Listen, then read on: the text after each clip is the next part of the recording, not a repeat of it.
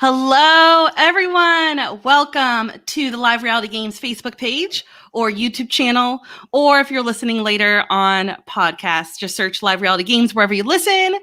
We are so excited to finally have a recap episode about Survival Challenge.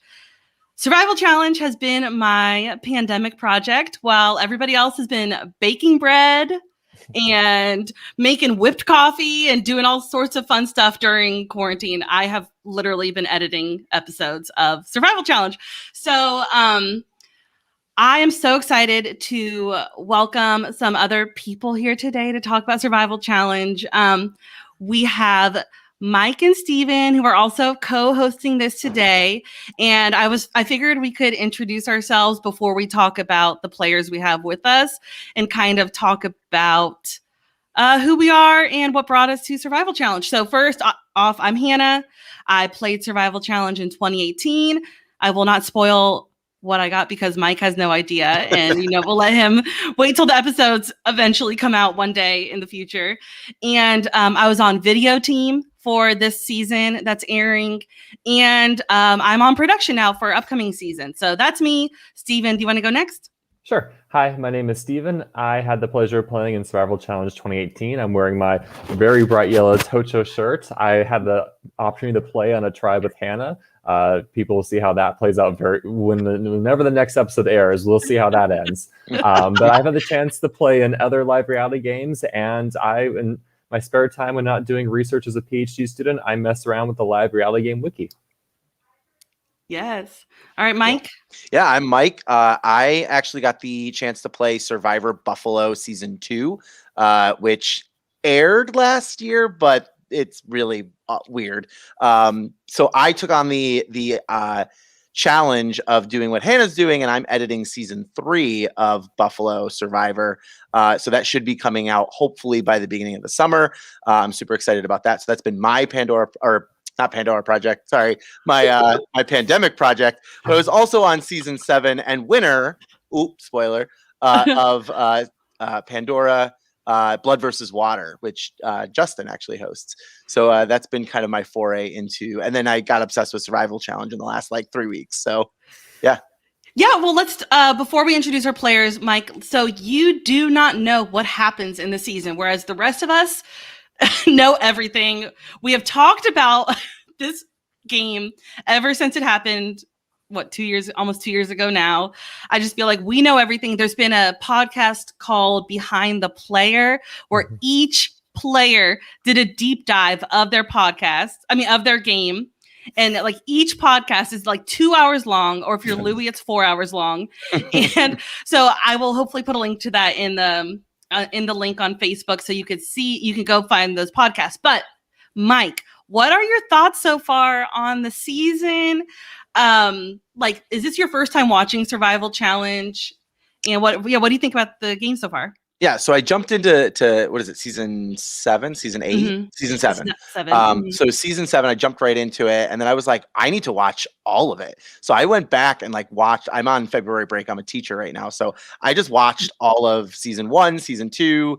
I don't think season 3's on video, but season 4, season 5, all the episodes that are out there. Wow. A lot of it's missing, but I caught up on everything. That's impressive. I did lesson planning and just put it all in the background.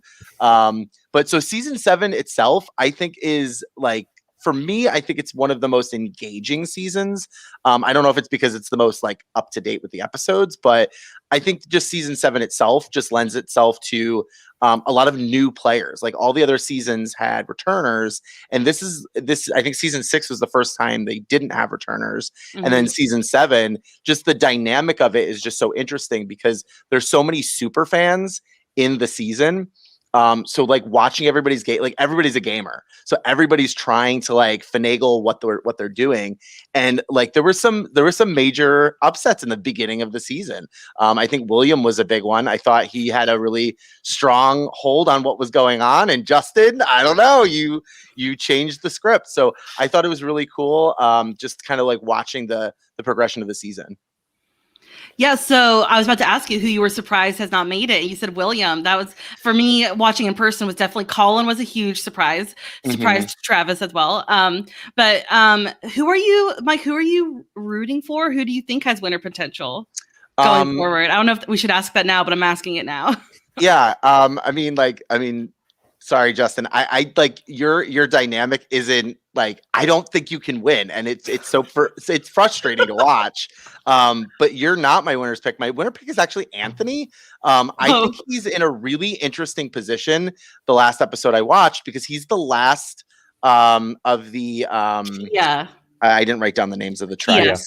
Kia, yeah. Oh, right, because Travis was like the last 4 Kia standing, and then you all get picked off. But I think Anthony's in an interesting position. Final 7, he's kind of that swing with those 2 core groups. So I'm rooting for Anthony. I think he's in a great position. Although I think Gracie, is a huge under the radar threat. I think that, I think Justin, you actually clocked it at the very beginning of the season, where it's like Gracie's gonna like be a really strategic ally. And she is, like, she's super strategic. She knows what's going on. People are coming to her, and she seems to be in like core conversations. So yeah, I like Gracie a lot as well. Yes, I have a couple other friends who are also watching for the first time, have no idea what's going on. And I'm like, tell me everything you're thinking. Who are you rooting for? What do you think is going to happen? Blah, blah, blah. So thank you for sharing those thoughts. Okay, so let's get to the 2 players that we have. One player is sadly no longer in the game, and one player is still fighting in the game right now. So we have Justin and Travis. How are you guys doing? Oh, I'm doing great. I mean, I think I'd be doing better if I was still in the game, but that's not the case. So yeah, we brought in Travis to talk about the epic tribal councils of episode 12 and other things. And then Justin was definitely the talk of the town in this most recent episode 13. So I'm definitely excited to get into it. Steven, we were talking before we started this video, we were talking about how you were watching the Facebook videos live while it was happening. And you kind of brought up like when you kind of tapered off and watching the episodes recently. So what are your thoughts about this season? Without going into spoilers, we're going to keep it spoiler free, but what do you remember from watching it live, and how does that compare to watching the episodes? Yeah, I think the last thing I remember watching live was that final pre-merge challenge, the fire making challenge, the one that really sets the tone for how the merge is going to be with the purging of the Zika tribe, at least the initial purging. And so one thing I've really enjoyed, especially compliments to you, Hannah, I think you provided this season of the Survival Challenge versus prior seasons a much stronger narrative driving the episodes. I've always felt like the older episodes kind of felt more like historical documentation of it, like, hey, here's what happened, but you've actually provided more of a sense of a story and a drive to what's going on, especially with the splice and the confessionals throughout the season. Because Mike, I don't know if you realize, but the Survival Challenge gives you such a little time to strategize. I think the tribal council we're going to spend the most time on, the one that leads to Travis being voted off, that you only had 30 minutes for the entire round, right? And which feels like no time at all. And it's amazing that such chaos was able to be unleashed afterwards. Yeah, I mean, should we jump into that episode? Should we jump into episode 12? Let's do it. Okay, so when we start episode 12, it is final 10, correct? Who did we just see go out? Luke? Yeah. So finally, after Zika has gotten picked off for all of merge, we got Brendan and Austin.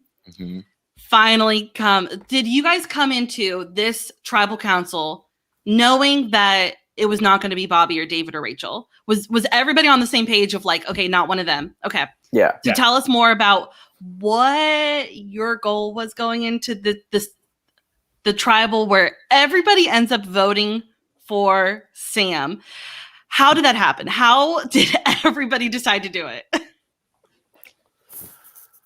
it? Well, honestly, there's so much that in 10 minutes, so much happens. But I think the start of it was that with the Luke tribal, between the challenge, the immunity that I won, and Luke going home, it was lunch. So we did have maybe, I don't know, 45 minutes, an hour to come up with a vote. And I think that's why it was finally time for it to be like, all right, enough with the Zika. Let's change up this game. So that was the start of it. And then it was, so now you got 3 Zika, 3 Upon, and 4 Kia. And at this point, it's just like all hell is ready to break loose. But yeah, where do you want to start with this? Just like Gracie winning immunity and go for it? I actually have this question. So we actually start with a confessional from you where you say, hey, I think I need to backstab a blue player. Yeah. And I want to work with orange to get to the end. Can you kind of elaborate of why you think like, hey, I'm looking at my Kia and I think one needs to go? Yeah. So after the Colin vote, the infamous Colin vote, I was obviously the bottom because I did not know Colin was going. And at that point I was like, I can't necessarily just stick with people that have already lied to me. I need to like break out. So that next morning, the day of, I guess the first merge vote I went up to David and Bobby and I was like, I'm ready to do something. Cause I was like the bottom, like I feel like the bottom right now. I felt like even then I felt like it's probably going to be a Zika first. Like I think I'm okay right now, but if it comes down to a Kia needs to go, I'm like, it's going to be me. So I needed to reach out and and I felt really good with Justin at this point too. So I was like, I feel like I'm good with Justin and Gracie on Upon. I need to make some sort of headway with the Zika. So if it does come down to a Kia going, it's not me. Yeah, and from my perspective, I mean, we basically said, and the only reason I kind of very hesitantly agreed on Luke was Gracie's like, we'll do a Kia next. Like, it's going to be a Kia next. And I was like, yeah, we can't control that once we get rid of Luke. Like, we're going to give up a number, and there's no reason why they have to stick with that, like, get rid of a Kia next. And the person that was pushing the Luke and kind of getting rid of an Upon the most was Sam. And so I think from my perspective, as much as I wanted to work with Sam, and you can see that in my confessionals early on, it was like Colin, Travis, Sam. Those are the 3 that I really want to pull with Louis, Gracie, and I, and like, let's make something happen there. It was obvious that she was calling the shots. And so I was like, all right, if she's pushing really hard to get rid of one of us, what's it to be? How do I know it's not me next? And so, I think that's where my head was at that point. I was like, I think it makes sense, to have do that. A stupid question for you. Was the Luke blindside a blindside of anyone but Luke? Like, because you voted for Luke. I did. So this is a very specific piece that I remember even 2 years later, right? So as Travis said, we had a little bit more time than normal in that vote. And I just remember I was in the pond cooling off, and like Gracie slowly walked into the pond with like these giant eyes of just like, something's happening. And I was like, oh crap, what is this? So she's like, it's going to be Luke. And I was like, why would we do that? Why would we give up our numbers? Like, it makes no sense. Let's pick up like one more Zika. Let's do like just one more. And she was like, no, we've got to make a move. We've got to make a move. And I had already saved Luke once when it was Luke versus Becca earlier in the game. And I pushed really hard to keep Luke. And I think it made Gracie and Louis both a little wary that I was that adamant about that vote. So I was like, all right, I got to give up one here. So I was still hesitant about it. And I remember as we were walking into tribal, I saw Luke and Anthony up ahead, and I ran up to them and I was like, what are we doing? What are we doing? And Luke at that point, I was like, can I swing something here to make something different happen? I was like, I have my extra vote. Like, what can I do? And Luke says, I think I have the votes for Louis. And at that point, Louis was like my number one ally. And I was like, all right, you just said Louis' name. Like, that's like the nail in the coffin for me. Now, Luke, I think to this day will deny that he ever said that to me, but he said something to me on that walk that I was like, he's going for Louis, and I've got to cut him out while I can. So I really didn't want to vote for him. I felt like that was the beginning of the downfall of my current game plan. And so, but I think it was pretty clear to everybody. Maybe Anthony. I don't remember if Anthony voted or not. No, so everyone was in on it, and then David and Bobby voted for Louis. But I remember having that conversation with them, and I feel like we were just like, vote Louis just in case it's like Luke has an idol. So you were planning for an idol for that vote. Okay. we had an hour. Yeah. But yeah, even the 2 votes for Louis knew that the vote was on Luke. So you bring up the pond, and so just for anybody who's unaware, that the heat of this season was insane. Heat and humidity was insane. And so the players got to get a couple breaks where they would go into the pond to cool off. And hearing about the season, it sounds like a lot of strategy talks happened in the So much. pond. Yeah. And so next season, you're gonna see me with like a little GoPro on my head, strapped in. I'm just gonna wait around because I mean I've heard the Gracie in the pond story like several times. I mean, didn't she say to some other people like, "You ready to play?" Yeah, or like, yeah. "It's time to play." You're ready to change this game. Vividly Yeah, like, remember like me and Anthony like forgot the water bucket, so we had to walk all the way back over towards tribal to get it. And we bring it back, and I remember Gracie and Justin like waiting behind, and I think Anthony went ahead, and like I'm standing there with the two of you, and Gracie just turns to me and she's like, "Are you ready to play?" I'm like, "What is happening?" And like I could tell Justin, like she's like, "Okay, we're gonna do Luke, whatever," and you could tell Justin just like wasn't fully on board with it. Like you were kind of weary. You were like, "Okay, yeah, I think it's gonna be Luke. I think I'm okay with that. Like, yeah, okay." And then that's what happened. Yep. So so that's kind of spiraled it on. Yep. So my question is like, Sam, was she the vote because of like big social threat and energy going on there? I think so too. And I remember you can see a little bit of a clip. There's right at the beginning, I believe there's me and Gracie kind of over off to the side, and then there's other clusters of people. And Gracie comes up to me and she says, "Sam is pushing you really hard." And I was like, I knew this was going to happen. As soon as we let go of Luke, like I knew I was going to be next. And so Gracie, I remember we were talking, she's like, "Don't worry, like we have the idol. Do you want to keep the idol with you? Like, do you want me to take it?" And I was like, "I'm fine if you hold on to it. Just play it for me if she plays one." That was my only thing. And she's like, "I think we can rally the votes for Sam." And I was like, all right, if Sam's coming for me, I'm going to go for her, especially because she just really drove with Gracie the vote around Luke. So I was putting like all my eggs in Gracie's basket at that point, that she was willing to get rid of Sam, who just worked with her to pull off the Luke blindside.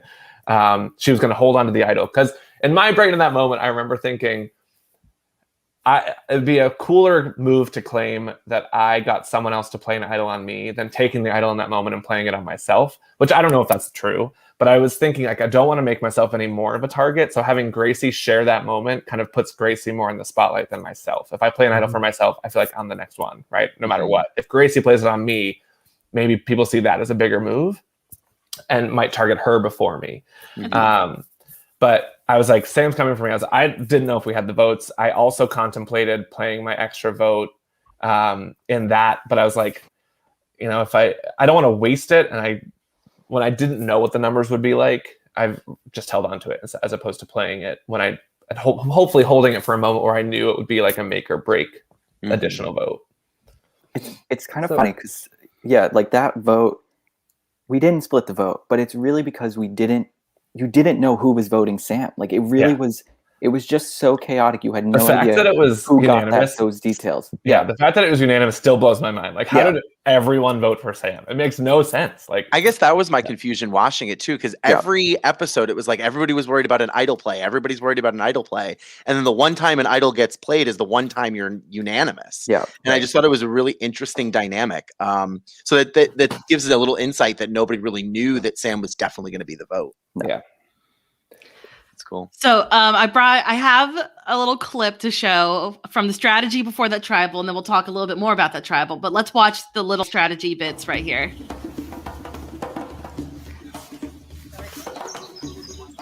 So there's that moment, like right there. That's the conversation of like, do you want the idol or not?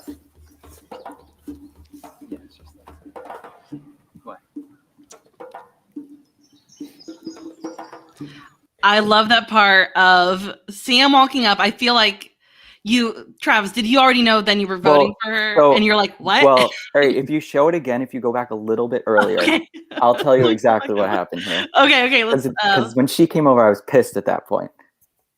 Are we talking just starting it over? Keep going back. A little bit more. A little bit more. Okay, all right, wait, one more little back. Okay, right, start here. Yeah, ready? So I go over to that group, and Sam immediately changes the subject. And I went, are you kidding me? So and then this happens. So I was talking to Justin, and I think, Justin, we had said Sam at that point, walking over. We did. Because I said Julia because of course, the column vote. I was like, let's do Julia. And everyone's like, no. let's do Sam. I'm like, all right, I guess, okay, I could do Sam. So me and Justin are talking about doing Sam, and then I walk over to that group, and just immediately it's like, okay, so it's David, right? I'm like, oh, okay, yeah, David. And then I walk away with Bobby, and Bobby's like, Sam's pushing you. And then I was like, okay, we're doing Sam.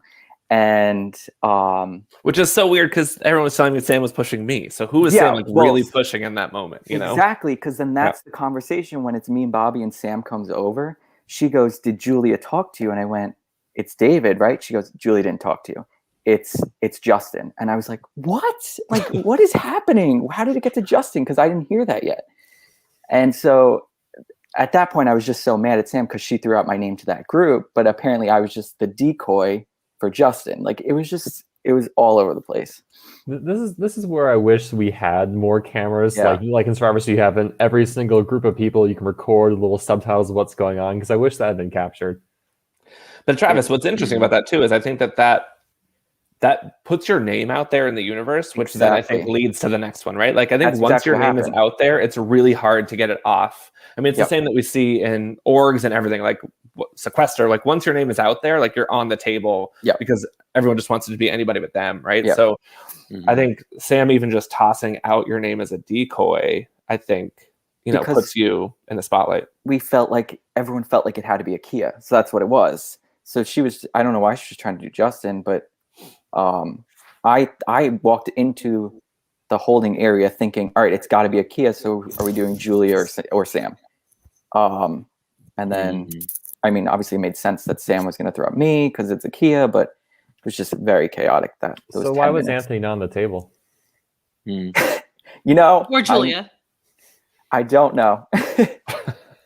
But actually, that was a funny moment too, was walking up with me, Justin, and Anthony. I think we said Sam, and then Julia comes over and she's like, Anthony, let's go talk. And I'm like, can I come? And Julia's like, no. I'm like, okay. So that's when I was like, oh, this is not going to be a good round.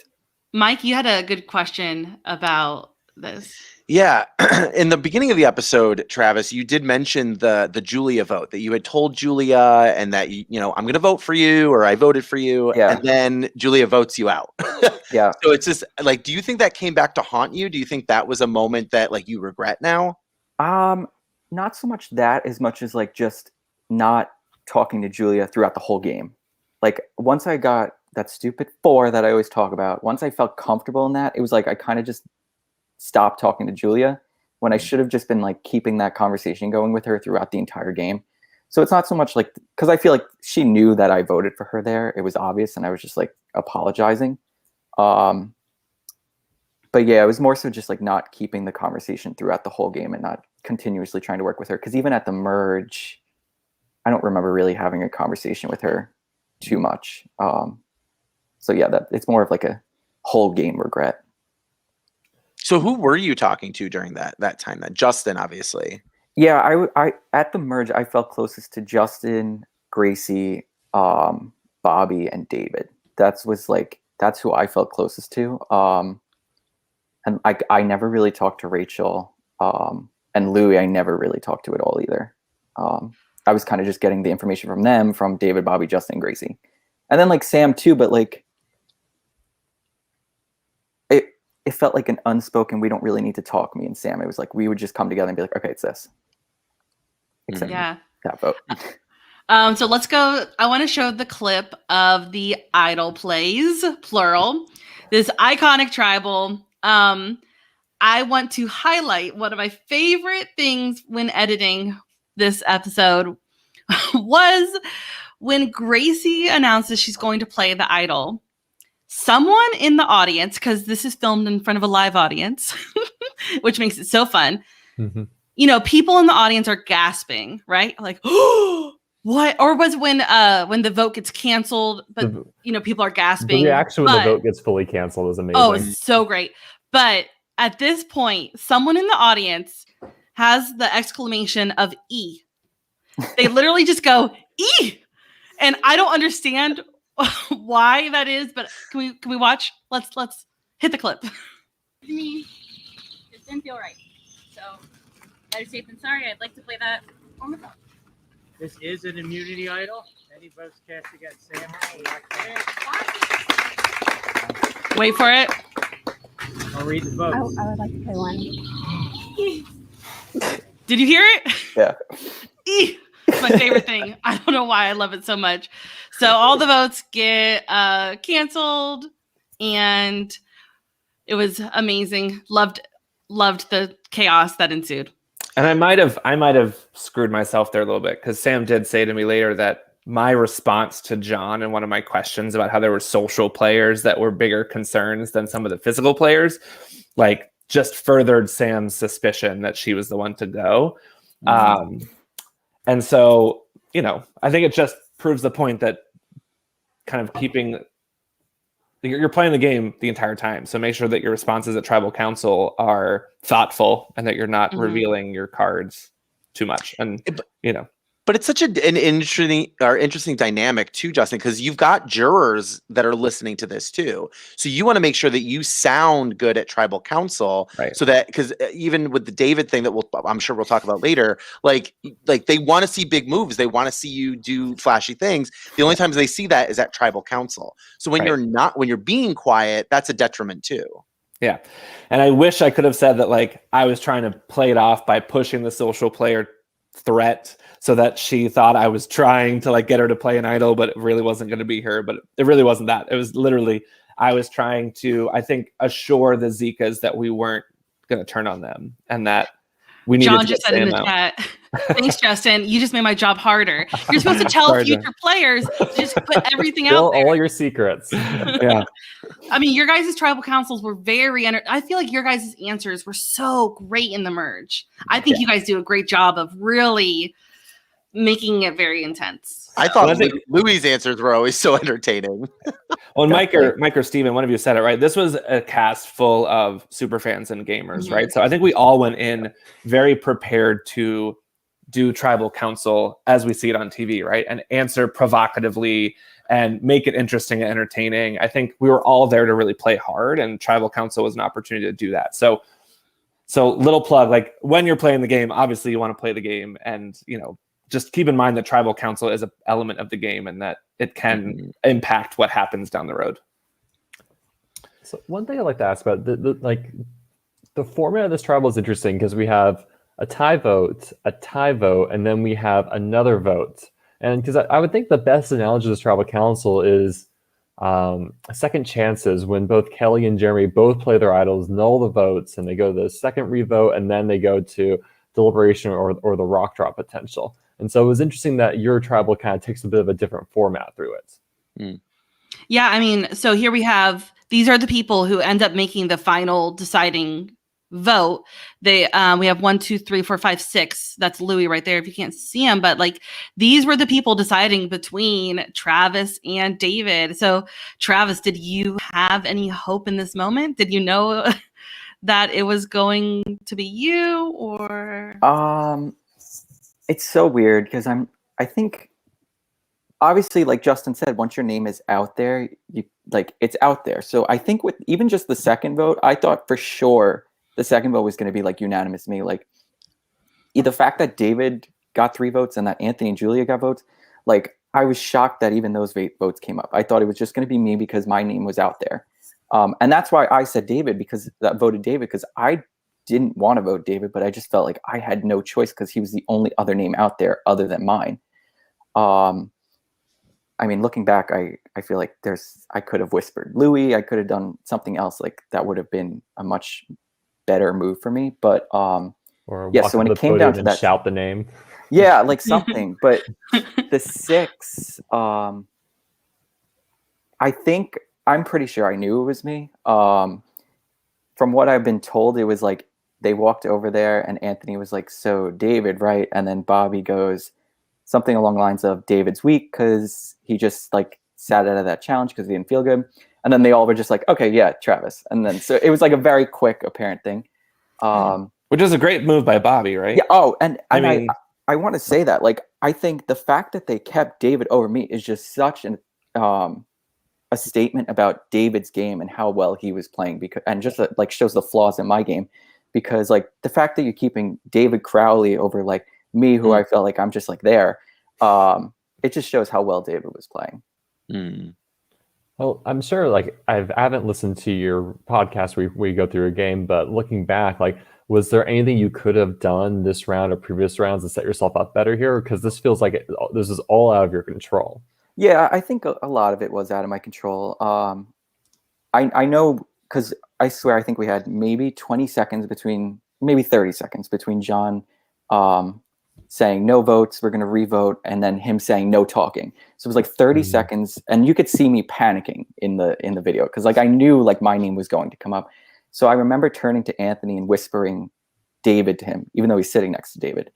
But I like now looking back, I'm like, why would I say David when I'm working with Bobby and I know Bobby's not going to vote David? So I should have whispered Louis. I should have turned to Bobby and whispered Louis. But it's so hard. It's so easy to say that now. Like so easy to say that. In the 30 seconds, I was like, David's the only name out there. I have to say David. I don't know. I really don't know how much I could have done. And but it's an epic tribal, and I like being a part of it. And what's really interesting too, right, is so Sam and I are not allowed to vote, right? And I think there's been a lot of discussion around the whole format of that tribal and kind of what could have happened, what should have happened. And, it doesn't really matter. It's an unprecedented event that they kind of had to sort out as we did it. But what's interesting for me is if I was able to vote in that moment, I would have used my extra vote to try to save Travis, right? So, Wow. And that I would have done without a doubt, right? So it's really interesting to think like how the game could have shifted had we voted. Now, I don't know who Sam would have voted for, so it may not have made a difference. But it's just really interesting to think like those little things like can completely change the way that kind of the game happens. And what's interesting is then if I used the extra vote then, I couldn't have used it later to save Louis, right? So the whole game could have changed, which, it's one of those things where I think everybody for hours and then days and even years later, we always think of the shoulda, coulda, wouldas of the game. So it's fun to think back on those moments. Yeah, I mean, any other thoughts about episode 12 before we move on to episode 13? Well, we still have to get, there's still a whole other vote elimination. out. Then there was another tie. I thought we already talked about it. I'm so sorry. I thought we're just talking about the ties from just the ongoing votes. What are your? And we have the gross food challenge. We haven't even talked about that. Come on. on. So I wanted to ask Justin. I was like, honestly, like, what was it like? The gross food challenge? Yeah. I mean, so I went into that being like, I just want to be able to do one. Like if I can do one of these, right? The first one, I was like, I'm just going to get this down. Fine.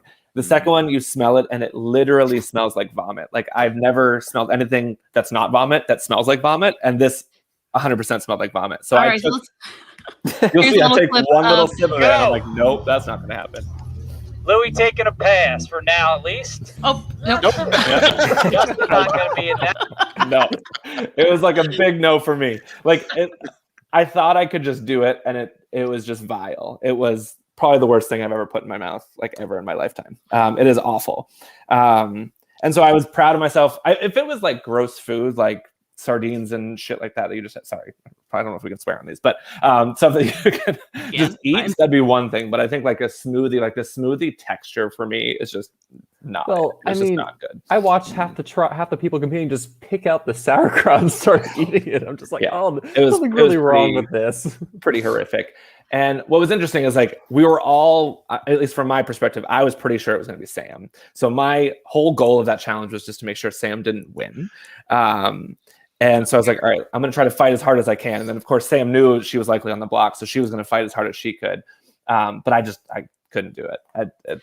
I tried to push myself really hard, but I'm also pretty self-aware and know where my triggers are to stop. And that was the moment for me to stop.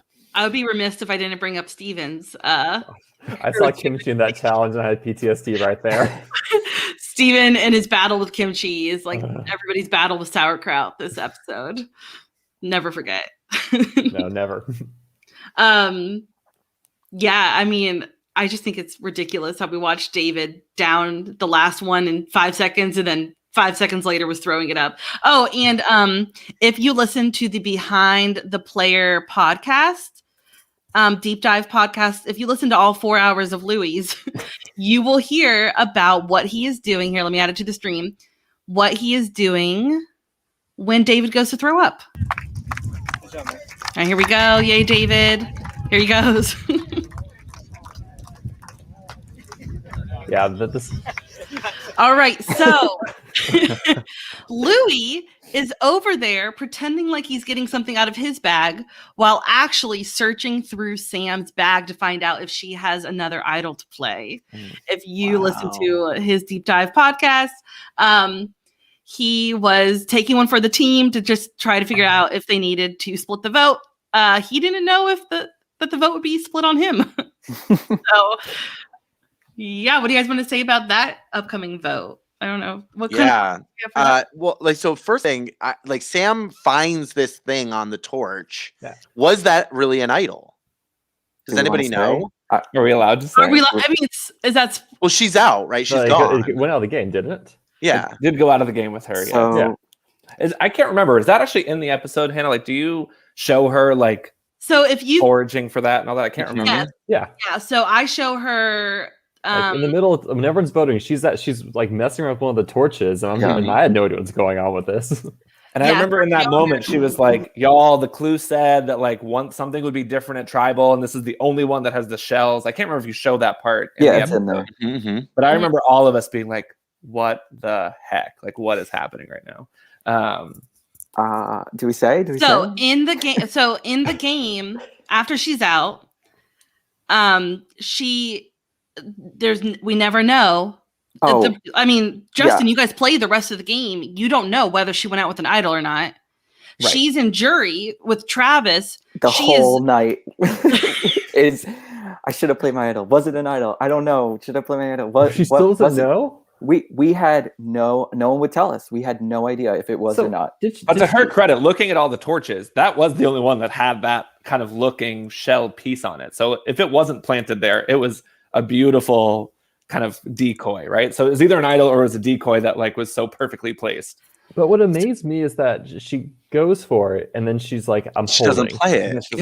All right, like that, man, that was brave, but that was some misplaced bravery. But it almost was smart, because if Justin would not have played his double vote, Louis would have been out. Mm-hmm. So Sam was correct that she was actually okay without that double vote. Mm-hmm. Oh, so did you think it was going to be that close? I mean, what led you to? Okay, I don't remember why, but I remember it being close, and I knew that I feel like I remember at that time hearing that Louis was the other potential vote, and so I was doing anything in my power to try to stop that from happening and protect my ally in that moment. I knew it was going to be close. I don't remember the exact circumstances of why I knew it would be close or why I felt. I don't remember exactly, but I remember being thankful that I had the extra vote in that moment, that I could use it at that time. In this round, there's like 2 stray votes. Sam votes for Justin when she votes for you, and then Which, by the way, she literally approaches me after the last tribal council and was like, "I'm so sorry that I voted for you, blah, blah, blah. Like, no matter what, I won't vote for you next tribal." And I was like, "Cool, I won't vote for you either." And then we both do it. And then, but Louis also throws a vote for Bobby. Do you know more about that? I don't. I don't remember. Who threw the vote on Bobby? Louis did. Louis voted for Bobby. Yeah, which like that also would have kind of changed things up. It would have been maybe there have been 5 votes on Sam, not 4. I don't know if we were thinking like if there wasn't another idol that we needed another vote somewhere. I don't remember the exact circumstance of that either, or if people were telling Louis that it was Bobby because he was actually the name that was out there. I don't remember that exact.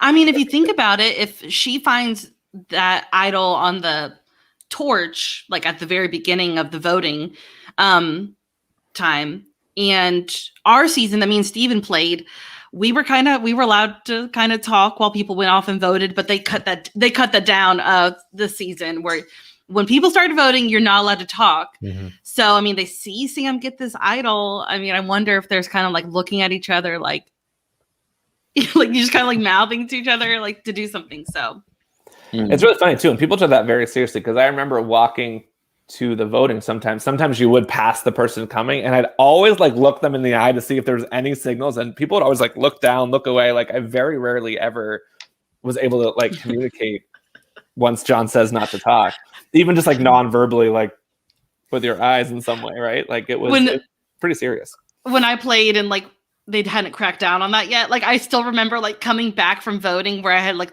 looked for an idol at the voting booth and being like, okay, so I looked over like I looked under that and then I looked under that, not there. Like I was like telling people what to do. Yeah. It leaves a bad feeling when like you feel like you're not playing the meta game. Like I like the first game I ever played, there was chatter going on the players. I had lined myself, so I was the first. My whole alliance was the first, second, third people to vote, and everyone else was chatting as we were voting. It's like, oh, this is a really bad idea on our parts. We need to sit at the end of the voting order, not the beginning of the voter order. So I'm glad they stopped that.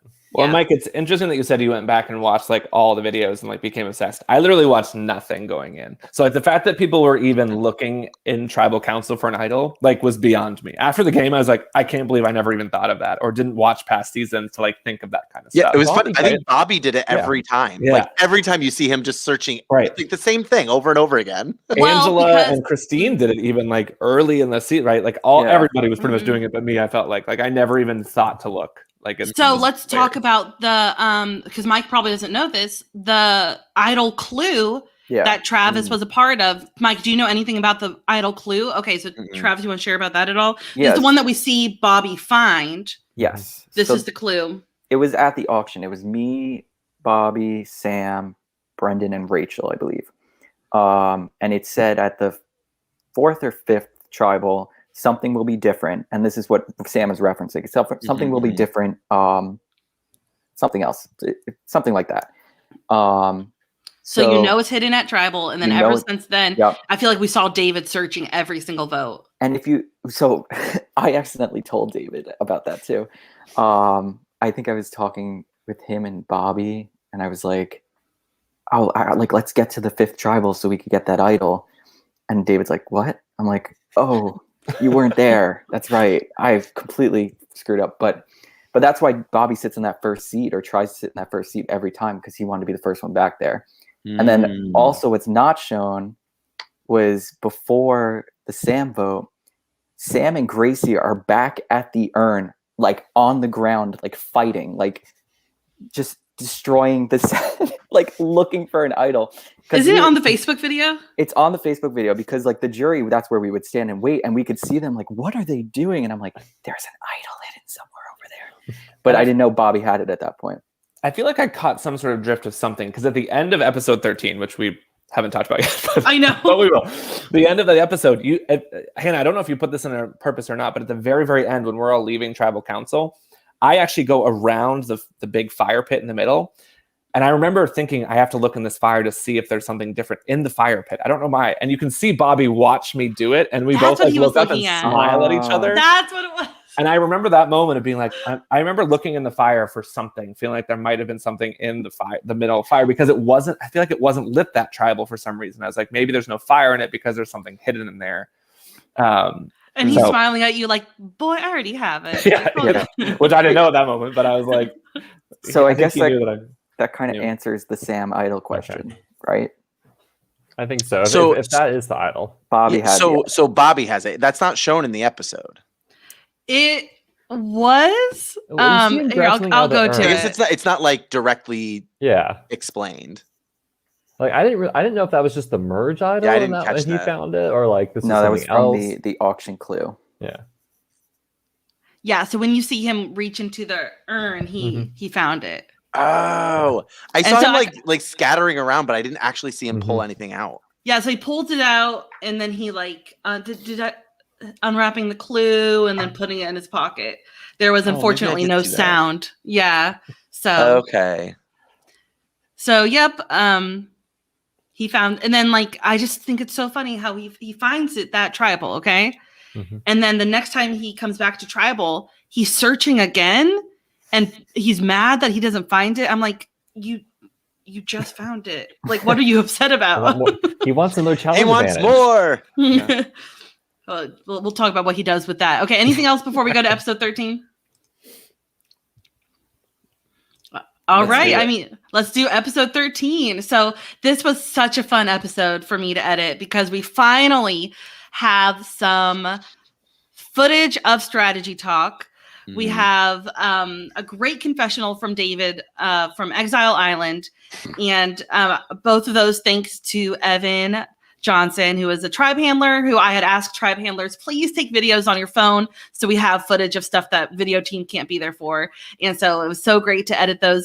It was not so great blasting the sound in my headphones and typing up all those captions because it's so hard to hear. But I was like, we have to know what's Thank going you. on. And so the amount of times I had to listen to those conversations. But what were your guys' thoughts on this episode in general, or should we talk about certain parts? Like I have Hannah, I've got this little reward challenge up we could talk about. Yeah. is this not your favorite immunity challenge to participate in? The Immunity oh. be blindfold and go match up the shapes. Is this not your favorite thing to do? To participate in? Because you played in this challenge. Yeah, I have done this challenge before. I was awful at it, as I was with every single challenge. But I mean, it's so fun to edit. I mean, how ridiculous were people? I mean, editing people just wandering around aimlessly is never a service. Oh, like, little Rachel's won this challenge so fast. You don't have endless footage of everyone just wandering around lost. Yeah. I think even before we get to that challenge, so the confessionals, I mean, one of my favorite parts, and a testament to you, Hannah, one of my favorite parts of watching these episodes is seeing all the stuff you don't get to see or know about when you're playing the game, right? So all these confessionals are really, really cool. I think I do remember some vague semblance of like the strong guys from each of the tribes, like trying to come together to form some sort of alliance and thinking about that. Me, Anthony, David, maybe Bobby was kind of in that faction too, right? Us feeling like we could be each other's shields and not wanting to get those all picked off. I remember that being in my brain a little bit, but I don't feel like I ever was really like going to go down that path until later. Probably the next episode you'll see more of that maybe.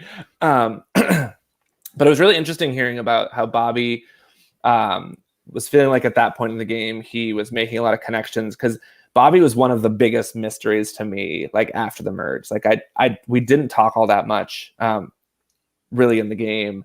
And he was just a big mystery to me. So it's really cool getting his perspective, but also I found it a little funny that he felt like he had made a lot of good social connections, because I felt like he was very wary of me, or we were wary of each other. And I loved Anthony's quote around underestimating how much other people are talking. Because that's definitely something that I did, and I noticed a flaw in my game. It's like, oh, I can tell one group this thing, and I'm going to tell one group that thing, and they're never going to tell each other, right? Like, why would they all be in the same place to tell each other later, right? And I do think it's like you do underestimate how much other people talk strategy. I give some note on the confessionals is just like Julia is such a badass. Like I wish I could see cutthroat confessional Julia like when I was in the game, because she was also a mystery to me. We didn't talk all that much, but she's so good in confessionals. I was like, she's so sharp. Like I wish we had been able to connect more on a strategic level, like in the game. Me too. There were two things that I noticed during confessionals too. One was the Anthony thing. Anthony had his pulse on the game much better than I think like an audience would have noticed until this moment. So Anthony's pulse on the game is really, really hot. And I thought it was interesting. The quote that I wrote down was, "You're not as smooth as you think you are." And I thought it was just like, because you don't know who he's saying it about, really. It's just kind of a general statement about people like talking, kind of like what Justin was saying. And it made me think that like he's kind of like gearing up to take a big shot at somebody. So I thought that was a really cool like moment for Anthony. And then Gracie, I just wanted to bring it up with Justin in the chat too. Like, Justin, you mentioned in the episode before, like final two, Gracie, she's my person. And then in this episode, Gracie's like, I don't have a final two. I don't really know who I'm working with. I'm just like playing the game. And I was like, oh no, Justin. So I thought like great, like from a perspective of an audience, I'm like, Gracie, good job. Like, don't commit to anything. As a friend of yours, I'm like, oh no, Justin. So like, it was just a moment I kind of picked out. I thought it was just an interesting gameplay for her to not have a final two yet. I feel like Justin, I think it's pretty ironic that you just brought up Bobby and Julia, because that is what happens with the picks of the reward challenge, right? I don't know if we want to talk about what happens in the reward challenge, but first up we could play it before real that quick. even, Hannah, before that we have the blindfolded puzzle challenge. So that happens first. And my only quick little notes on that was this was right after Sam went, right? And I felt extremely vulnerable because as we've talked about, like once your name is out there, right? And at this point, Sam had voted for me twice. The idol was played for me. I felt like my name was out there. So I remember, I don't know if you see in the challenge, like I book it. And like John even says that I'm like the first one at the table, right? I went so fast and just like tried not to kill myself. But I just remember being like, you have to move fast. Like just move fast, get there as soon as you can, and just go for it. So I remember that very specifically being like, you've got to fight really hard for this one. But then like once you are with the shapes, it's so like, it's like you forget everything you touched at the table. Like you get there, you're like, I don't even remember if this is a shape that was on the table. Like, and I went so fast, just trying to like get it done as quickly as I could. But that was a really fun challenge. And I liked, it was unfortunate that Rachel was so quick at it. But I liked kind of, it was one of the challenges I felt really aggressive about. So, I was not a challenge beast, as we all can see, but it was fun to feel like I was like trying hard on that one. I wish we could have had another angle closer to you, because I feel like you were I was pretty far close. along. There's a couple times where you see me very quickly where like I'm almost there, but I think like there's when I one saw piece- this, I was like, oh, he had 2 pieces in place like already by the time Anthony just got there. Like, and you already had the bad pieces right there, probably. Like, so anyways, I was like, I wish we could have seen how close you were to it. I feel like I didn't get the piece like closest to the camera, the holes that were closest to the camera. I don't feel like lining up the holes was was so a hard. challenge I in think itself. Julia or Gracie say like it later in the challenge list, like it's so hard to get them in. It was really hard to get them in, especially when you can't see, obviously. But. So for the reward challenge, was that also do or die moment for you to win? No. In fact, like I didn't really want to win because I didn't want to have to make any decisions. I was like, I don't want to make any decisions. But I also didn't want to feel like I didn't want it to be so obvious that I was throwing it. So I was like, I'm going to try and at least not be like the first one out. But I knew that we'd likely, if we won the reward, would have to make some decisions. So I was like, all right, I'm just going to. You ended up having to make some decisions We'd have anyways. to make some decisions. Travis, was the jury watching this at all? Did you guys know this was happening? Yeah, so actually I have a question, because for some reason we weren't. So usually they would bring us, see like the white tent in the background. Usually they would bring us out over there to watch from very far away. We could kind of see what was happening. Basically, we would just see who won because you couldn't really tell what was happening from so far away. But the Rachel challenge and the reward, they didn't bring us out, but we could hear the cheering, and we kept going like to our handler, like, "Are we supposed to be over there? Like, are we supposed to be watching?" And of course, Maria was like, and we're like, "What is happening? What do we?" So, like, what I wanted to ask was like, what I was rewatching the episode today, and I'm like, wait a second. How did the Rachel immunity just disappear and now there's this circle? Was there like a time what happened between the two? Did you think you were going to tribal? Like, I don't remember how long it was, but I do feel like we had a little bit of time where we were strategizing a little bit, but I can't rember. Because you guys, because people had mentioned later in the episode, like we were ready to vote out Louis. Right. Like, everybody was ready to vote out Louis. I bet you guys went off, to strat. I bet they brought you to the tribal council area. I think we went over to that little section, and then they brought us back. I'm pretty sure. Okay. I feel like I remember some things very clearly, and other things are just a blur. And so I had been, when editing this, I'm like, why did John take her immunity necklace? Like, what was the point of that? And the only conclusion I have is I think that John and the producers love keeping people on their feet and making them very confused about what's about to happen. So when he says the outcome of this immunity is yet to be determined, that it's complete BS. It's complete. It's just like she will be immune, but when they go to those little tables to vote, I think the producers want them to be scared out of their mind that they're about to vote someone out. Yeah, I think what was really interesting too is when John says, if you don't win the reward, you'll be a part of like an unpleasant exercise. And that to me, so I didn't want to win, but I was like nervous about obviously that element. Like I didn't want to have to make decisions, but I also was like, I don't know what this unpleasant exercise is. And would I rather be a part of that with my people that I'm aligned with, or would I rather be on the reward? So that was tricky. Can I also, show like, the? Mhm. I didn't remember until I saw the episode. I was like, oh, we were all in the ring together. For some reason, I remember that challenge as being one-on-one, but it absolutely was not. We were all in the challenge together. Yeah. So that was also weird to like see and like be like, oh yeah, we were all in the ring together. Props Which is to really Bobby fun. for the most improbable win in that challenge ever. I know. And it's so funny. So I remember going around Rachel's back and getting her out. That was and a good then move. when Bobby's having like his little fit with his, I remember like slapping it to try to get him to be done. And that's when I fall out of the challenge, which is really funny.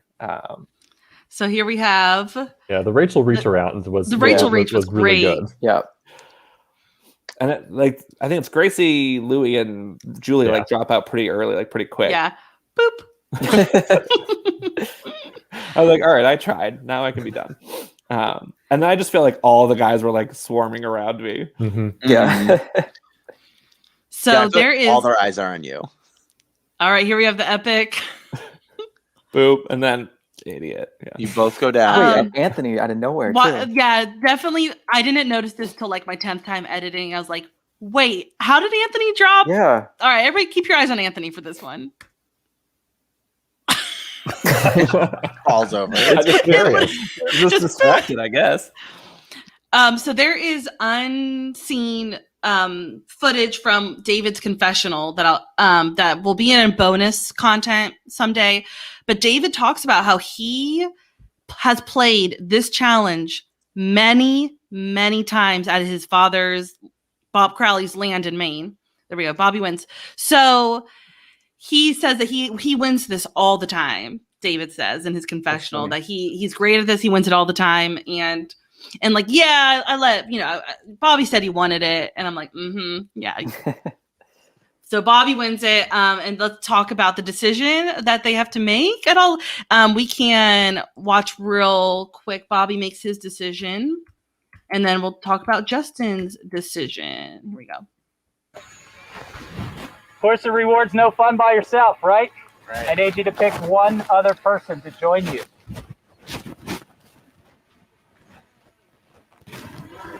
Justin. Justin, come on around.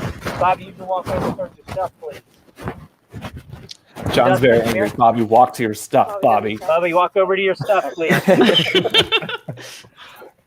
Justin, you're going to pick a third person to join you and Bobby. That's how you looked when Gracie said Luke. You're going to pick one person to join you and Bobby. What do you mean by that? I'm going to do a green just to keep it all. Oh, I'm just going to be all even. I'll go Julia. Go over and join Bobby. Julia, come on around. I didn't. We'll talk about this. I didn't anticipate a fourth pick. I'm so mad because You're going to choose the fourth to join the three of you.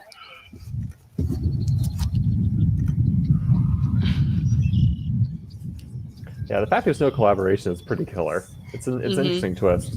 Anthony. Anthony, come on around. You four, gather up your... All right. So, Justin, you said, I'm just going to pick a green, which you meant blue. I mean, I feel like he is blue, right? I don't know. teal. Yeah. Teal. I'm just going to pick that to just be all equal. Did you really wanted Julia, though, right? What's I don't know. Like, what was your thought there? So we hear a little bit later in the episode that Bobby says he wanted his decision to be like completely arbitrary, right? And like kind of be so random that nobody would think anything of it. And I actually feel like that's kind of where my head was at too. I knew I didn't want to take Louie or Gracie because I didn't want to put bigger targets on us, nor did I want whoever was left behind to get screwed by whatever they were going to do in the unpleasant exercise. I thought if there's two of them, maybe they have more of a better chance of doing something with whatever is left over. I didn't anticipate a fourth person. I thought it'd be 3 going and 5 staying. And so, picking Julia, if I had known that if I took in Gracie, like they could have also then taken Louie or vice versa, maybe I would have done it differently, but I don't think so. I did want it to feel as arbitrary as possible. I felt pretty good at that moment with Gracie and Louie, and then I needed to make some other relationships that I hadn't made. Julie was one of those, as I said earlier, that I hadn't really talked a lot strategically with. So could it be a way to build a bridge? Bobby was one of them too. So going with Bobby and Julie, I was like, this is great. These are two people that are mysteries to me. Like I can start to feel them out. So, I think I just wanted to make sure I didn't blow anything up. And I think that's kind of what Bobby's thought process was too, like to make it as random as we could and make sure nobody felt like it was strategic, even though I think there was a little bit of strategery behind it. So we don't really get to see any strategy talk happen at that reward. Was there strategy talk? I mean, because typically in the show, like these are really key reward challenges to see like some endgame alliances form. But considering Julia's voted out, did nothing, I assume, really came from this? Well, gosh, we could do a whole podcast just on this bit, but there definitely was strategy talk at the reward. So basically there was like this outdoor shower and then like a shady area and then the table where we all ate. And so while someone was showering, the other three of us would like sit in the shady area. And I'm sure as each person showered, the other three were talking strategy, because I definitely did that, right? So when Bobby was showering, I pitched to Anthony and Julia, like, I would love to work with you guys, and it could be like the two of you and Gracie and I, right? Like the four of us could do something. What was so interesting to me is like, I never felt once we got kind of even into the merge, I think that there was like a majority alliance formed. It felt like it was just voting blocks. It felt like kind of, I guess Cambodia-ish, in that like every vote, like the alliances shifted and changed. And I was just like, is this an opportunity to like lock in a group that's going to stay for the rest of the game? And if you think about it, like, at least to my knowledge, that never really happens. I don't know if there's an alliance that I just wasn't a part of that actually stuck together the whole time and voted the same way. But I was like, this could be an opportunity. So I definitely pitched that to Anthony and Julia. And I remember thinking, like, these are actually two people who I don't see a lot of their game. And so they could be interesting to sit with at the end if I have to cut Gracie because she's such a strategic player. Because I knew, and I think I said this, right? Louis is an incredibly social, likable guy. So he's going to be a big threat at the end. And Gracie's like a badass girl, right? So she's going to be a threat at the end. So I needed other people around me that I didn't feel like had as obvious of games that I could maybe potentially go up against down the road. And then I do think I pitched like the Anthony Bobby kind of strong guys staying together type discussion at the reward as well. Which when we talk about the porta party moment down the road a little bit, you can hear everyone figuring me out and like that I was kind of tossing those things around, right? So I knew that there was some strategy talk at the reward, but I don't know what was said outside of that. I think when it comes down to the vote, and for Julia, we'll get to that point because I think that happens kind of more later in the night. But it was really, really cool seeing the other side of that coin, because when you're on the reward, you don't get to see the Exile Island voting, and none of us really knew any of that. And I actually don't remember David telling me, at least, what had happened for real until the game was over. Like, I don't think I knew that he went and got to talk to the jurors. And how that didn't put a bug in everyone's ear, that he's like the obvious biggest threat, that he got to sit in front of the jury and talk to them. How he wasn't the next vote, I have no idea. Like, literally, like for Bobby and Anthony, that is detrimental to their game, because if they're going to bring him to the end, he's going to have a leg up because he knows what the jury wants to hear, right? And the fact that David would tell him what they said was also mind-blowing to me. Like, why would you tell them that they want to see these game-changing moves and to own? Like, don't tell them. Like, why would you tell them?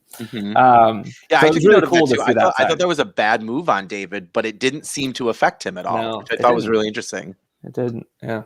Nothing sticks to him. So, Mike, you played Survivor Buffalo 2 and are editing season 3. Have you? I mean, that's a 1-day game or a 2-day game? 2 days. It's a 2-day game. Yeah. Has their seasons ever had like an Exile Island type of situation? So season 3 is the season is actually called Cursed Island. So I won't give any more away, but it's a very intriguing part of how the game kind of plays out pre-merge. So you'll have to pay attention and watch that. But yeah, I mean, like, so I'm as from a production standpoint, I have some experience with an Exile Island type thing. So I thought it was interesting the way it kind of worked out, because nobody really knew what Exile Island entailed. Everyone can assume like there's probably an idol hidden somewhere, but then when he gets to talk to the jury, it's like, oh, like that's big.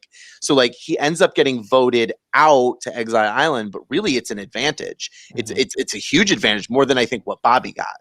Yeah. And it's interesting, right? So I wrote down like who voted for who. Rachel voted for Louis, Which later at the Porter Party talk, she's like, I'm glad Louis didn't go to Exile Island, right? So it's very curious that she voted that way. Louis voted for David, and Gracie ends up voting for David. And you hear Gracie David say... votes Rachel. And David votes Rachel, right? And you hear Gracie later say, I thought you wouldn't come to tribal council with us. So she was actually trying to protect David from getting voted out at tribal council, which is really interesting. Well, obviously we can talk about the Porter Potty chat in a little bit, but I just thought it was really interesting. I don't know, from my perspective, I would almost want to go to Exile Island because you've got to think that there's something there, right? And I don't think they could self-vote, but why Louis and Gracie wouldn't vote for each other to go there? Because they knew that it was going to Exile Island, or they didn't? They just said write the name. They did, right? No, they knew did, that. yeah. They knew it was Exile. Yeah. I don't know why you wouldn't want an ally to go there. I think that's why David voted for Rachel. He's like, I'm going to protect my ally and send them to Exile Island to get something cool. Well, but right?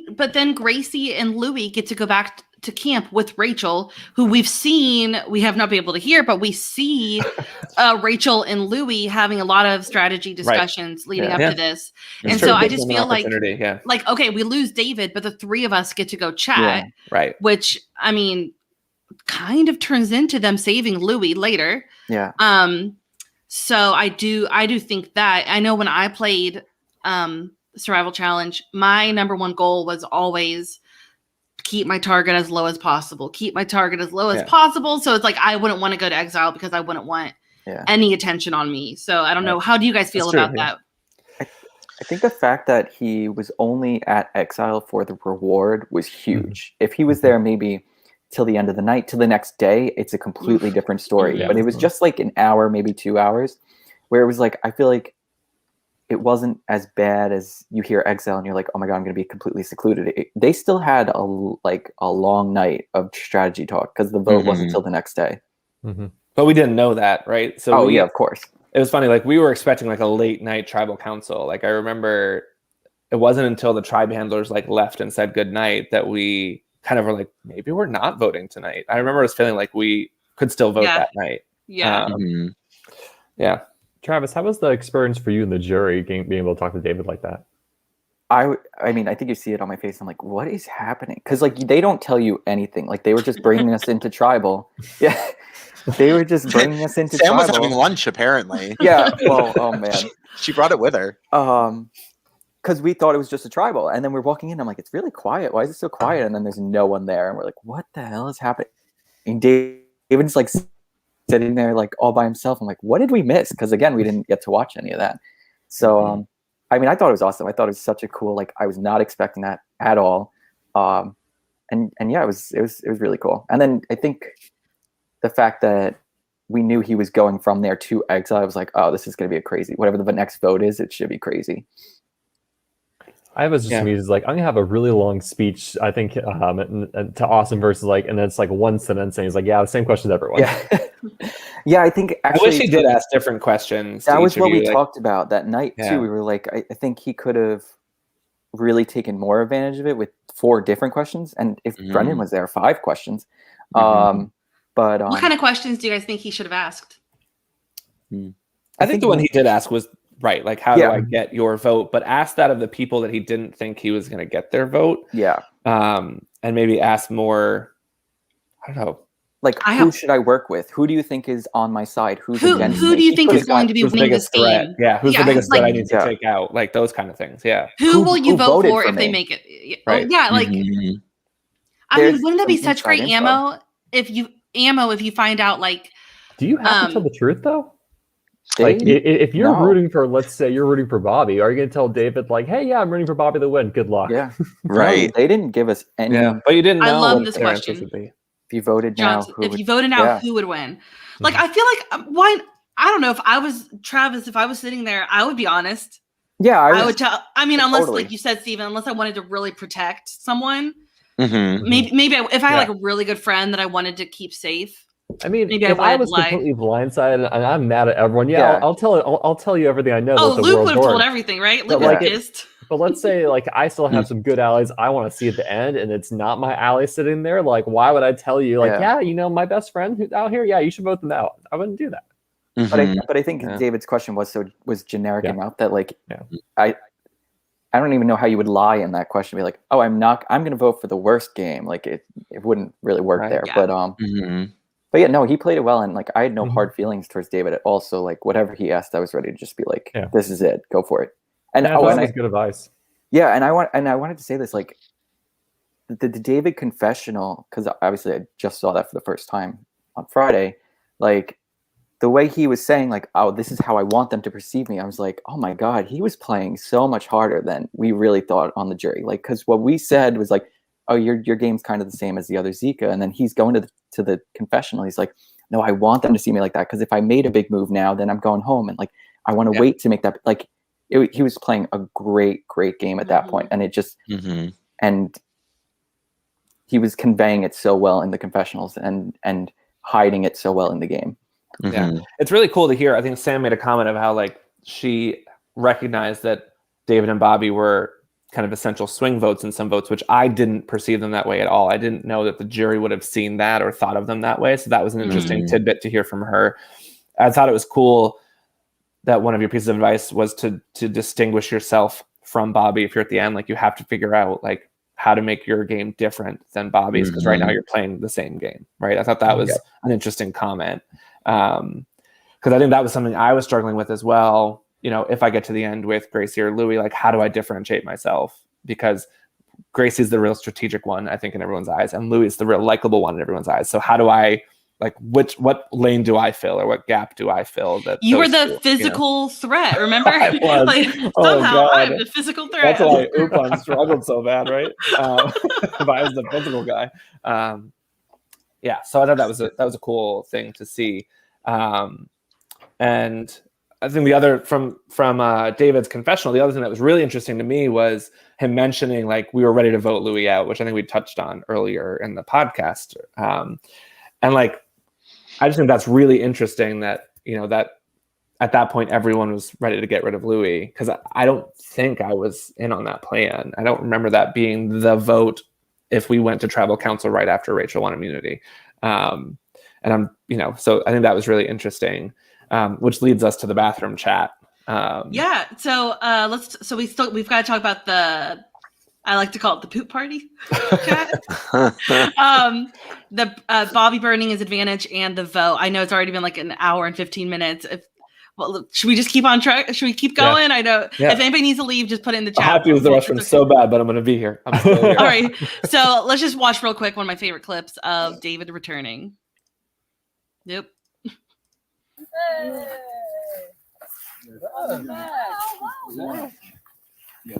We're going to the bathroom. I'll poop with you. Poop party. Sick. All right, poop party. So this was so fun to edit, to see all the strategy talk going on. So like Steven and Mike, what were your guys' big takeaways from watching these discussions, or what questions do you guys have about this? I think sorry, Steven. No, go. Well, I think my biggest takeaway was I was really rooting for David in this episode until the poop party, because then he just kind of divulges everything. And to me, like, just as a player myself, like, I would not tell any of that. Like you're the only one that knows that you got to talk to the jury. Why would you tell anyone that you did that? Like, it just, to me, it was just a bad move, but it could very well work in his favor. I don't know. But to me, it was just like, it was blowing up his own game there. I also thought it was really like, I want to know what was going on with Anthony in the porta potty. Like, I know he was having like an issue, but like, it was just hilarious to me to watch. So one of my favorite, that you bring up one of my favorite parts, I was editing that scene, and when I first watched it, I was crying just by myself, tears of laughter. When I'm watching this intense scene, I'm writing the captions, and then Rachel goes, "Are you okay?" And Aunt goes, "Can you hear that?" I was dead. I could not handle it. So it was amazing. Great moment. Steve, what are your thoughts? It was interesting to watch him kind of play it down. Oh, it's whatever. They told me I just need to make sure I differentiate myself and like kind of play down the advice he got. I imagine he's just like, because he seems very paranoid. Like, everyone thinks I have an idol. I need to make sure they don't come after me for idols. So I think it seems like he's in the mode at this point to just say whatever he can to get people off that train. And Yeah, and like I guess like he could have come up with something else, like, oh, I also got a challenge advantage. I'm sure he could have done something like that, but I guess this felt just as the most non-threatening way for him to do so. But I don't know if it's something I would have necessarily done. I would have just said, yeah, I was at Exile, it sucked. I tore it up looking for stuff, didn't find anything. Yeah, so he brings up that the jury is looking for big moves. It says that, like, Anthony brings up, like, it's him, David, Bobby, like, we haven't done big moves. You know who's done big moves? Justin. Like, he is putting the hit out on Justin. He throws Gracie in there. So it seems like Anthony's the only one who's, like, keeps on bringing up Justin. I think everybody else is still on the Louis or Julia talk. But Ann is, like, bringing up Justin. So Justin, was it weird for you watching this kind of stuff? There's definitely a part where Bobby's like, so is it Louis or Julia? And Anthony goes, what about Justin? Anthony, stop. But yeah, no, I think the first, like, there's so much I could talk about in this section. Like, it was so interesting to watch it. I think number one, like, the group that goes is really interesting, right? So Gracie, along with Bobby and Anthony, David and Rachel, right? It's just like such an interesting cluster of people. And what I felt most interesting at the beginning, it's like they talk about Louis being the vote, and like debating him or Julia. And Gracie's like, they are for it and seems totally fine with getting rid of Louis. And you hear her kind of start to pitch more the Julia angle, right? So maybe she was trying to shift it away from Louis and really was protecting him. But it was really interesting. And as I mentioned before, that she's told David, like, I tried to get you out of tribal so you would be safe, right? Like, that was one of the reasons why she voted for him to go to exile. So it just really alluded me to the really in-depth game that Gracie was playing across a lot of relationships that I wasn't aware of. I didn't realize she was that close with that many people, that she'd be in that conversation in the first place. Do you want to do Julia or Louis? I'm neutral. Exactly, right? But I mean, Julia has done a lot of big moves. Yeah. Like, it was great. And it was interesting because both Julia and Gracie saw their games very similarly. Like, Gracie was like, we got to get rid of Julia because our games are too similar, and vice versa, right? That's why Julia, I think, was not as like receptive to my idea of us being a Final Four, because she thought her and Gracie's games were too similar. So there was that really interesting moment. And so, like, it seemed like Gracie was in on that Louis vote, which would have been really interesting if Louis had gone, kind of what that meant for me. So I think that's really interesting. And then, of course, like, when it's just David, Anthony, and Bobby, they talk about the jury questions. And I think David reveals a lot more when it's just the three of those guys, right? It's just the three of them. I think that's like his trust cluster, as Hannah Shapiro would say it, right? So, like, that was the people he was actually going to divulge as much information as possible to.